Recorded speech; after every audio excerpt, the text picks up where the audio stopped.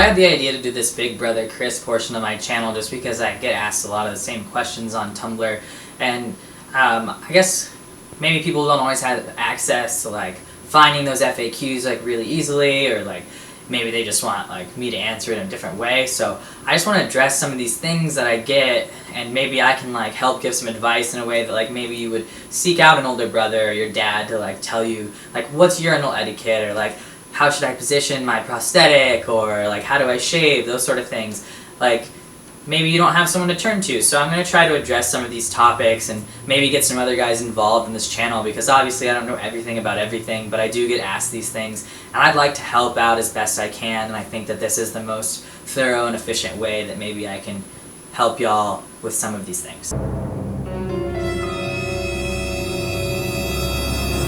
So this week I'm going over a topic that a few people asked me to go over, and I think that it's just kind of a basic thing that some people don't really know.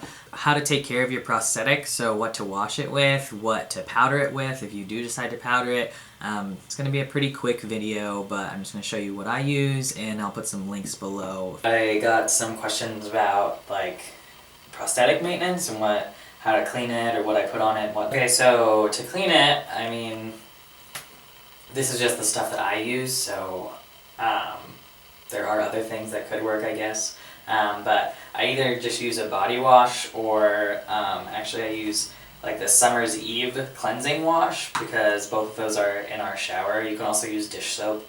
But I know some guys will be wary to use Summer's Eve because it's specifically targeted at women, but it's meant for that area of your body, and it also deodorizes, so I found that it works really well, and it's also like clear when it comes out of the bottle, so I don't have to worry about it like dyeing the prosthetic or anything. So my preference is to use the Summer's Eve, but sometimes I use Lush products because I have tons of them and they smell really good, so they also help deodorize. But just take a little bit of it. Usually I wash it when I'm in the shower, and then at night I also wash it when I get home for the day, so twice a day, but you can do more. Lather it up and make sure that you get all inside of it too, because that's where it's going to get all sweaty and gross during the day. Then obviously you need to dry it off. When I'm not wearing my prosthetic, it's usually in either a box or like a small bag to keep it from getting too much lint and stuff on it, and it's usually like in my closet in the dark, so that's like a really ideal environment for like growing mold. So make sure that whenever you do clean your prosthetic, you dry it off really well, just to make sure that that never happens.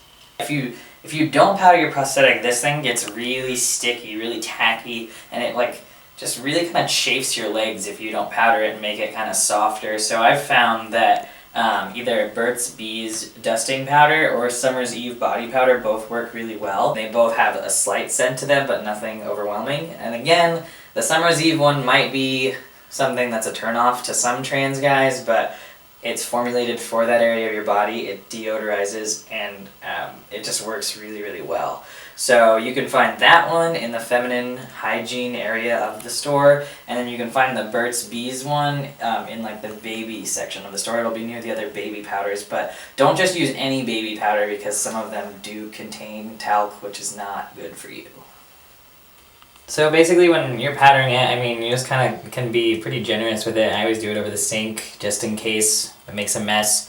And make sure you really get like down under here near the balls and like on the inside right here, because these are the parts that are going to be rubbing against your body. And then you basically just like rub it in. It's going to make it look a little bit dusty, but I mean, that's going straight into your pants. So, and then sometimes if it's got too much on it, I'll rub it a little bit off with a towel or something. But I mean, that's pretty much all you got to do. It's good to go. Keeps it pretty nice all day. Kind of helps with the smell. Helps with sweating down there.